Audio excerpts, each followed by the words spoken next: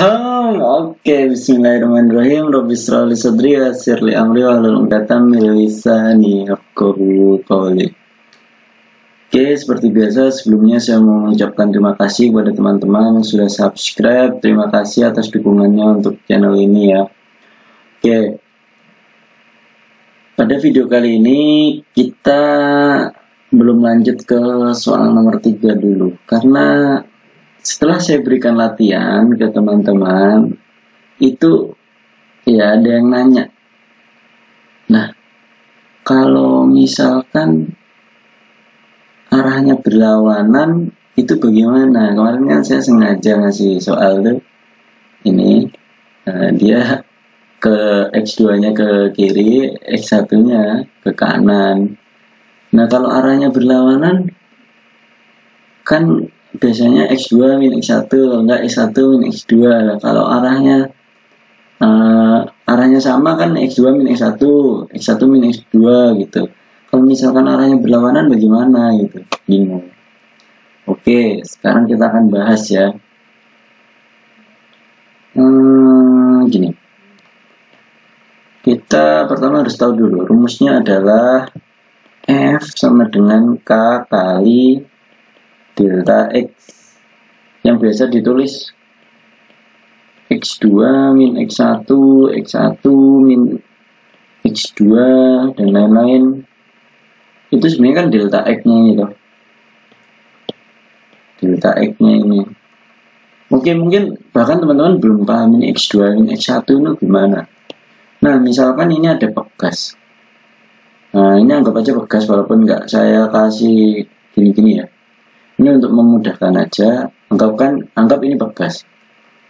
Misal bergerak ke kanan, ini pegasnya pertama 1, 2, 3, 4 cm gitu. 5, 6, 7. Misalkan bergerak ke kanan 2 gitu. Ini asumsi pertama X2 lebih besar dari X1. Jadi bergerak ke kanan 2. Set, ini beda tinta, saya kasih biru.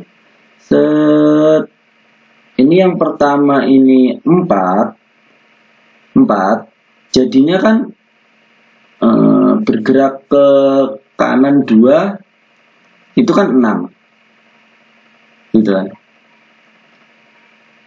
Oh enggak gitu, bukan 6. Nah, bergeraknya kan perpindahannya kan 2 gitu.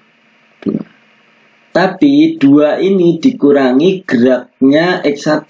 Ini kan X2, ini X1.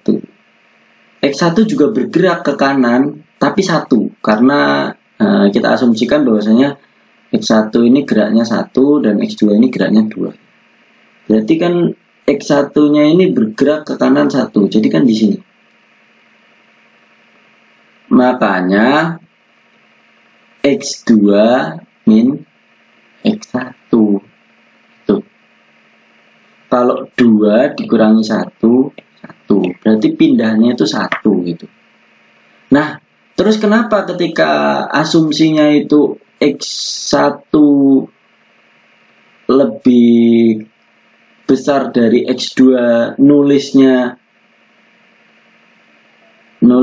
itu nanti K X1 min X2. Nah, dari sini ini kan asumsi kita. Nah, namanya delta X itu kan biasanya kita kalau di rumus itu nulisnya ya udah, yang supaya gampang, yang namanya delta X itu adalah besar dikurangi kecil gitu kan. Kalau misalkan pengen nyari perpindahannya, ketika misalkan suhu awal 50 derajat, kemudian suhu akhir 80 derajat, kan ya udah kan 80 kurangi 50 gitu kan kalau misalkan ini suhu. Nah, terus sampai sini kita keep dulu nih. Ini yang jelas ya bahwasanya satu arah gitu. Satu arah, dan itu perubahan X-nya berarti dikurangin gitu ya kalau satu arah. Nah, kalau dua arah bagaimana? Nah, tadi kan ada misalkan tegas. Nah, saya kemarin agak usil juga sih. Saya kasih ini ke kiri, X1-nya ke kanan dan X2-nya ke kiri. Jadinya kan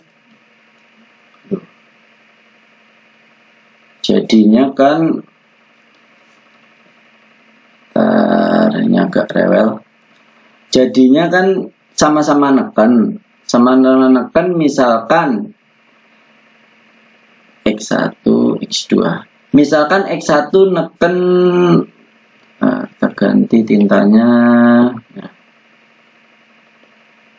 Misalkan X1 neken 1 dan X2-nya juga neken 1.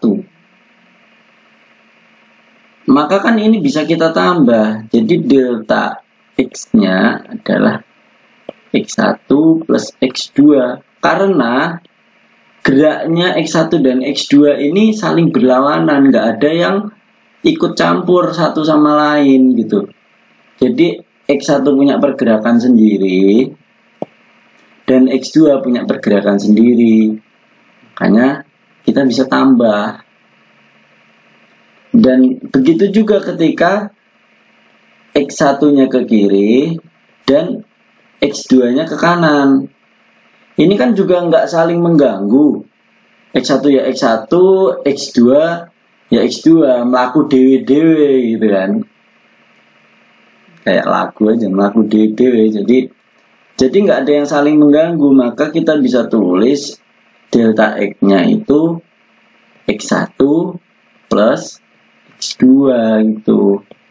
Jadi kalau F sama dengan K delta X, maka nanti K X1 plus X2 ketika arahnya berlawanan. Ketika arahnya sama, maka yang besar dikurangi yang kecil. Kan gitu. Oke, semoga penjelasan saya ini bisa teman-teman tangkap. Semoga teman-teman bisa nangkap penjelasan saya ini, dan semoga video ini bermanfaat untuk teman-teman. Jika teman-teman merasa video ini bermanfaat, silahkan subscribe channel ini. Bagi yang belum subscribe, kemudian bisa diskusikan juga di kolom komentar jika teman-teman punya pendapat lain dan atau masih bingung gitu. Ada kurang lebihnya saya mohon maaf. Sekian dan terima kasih.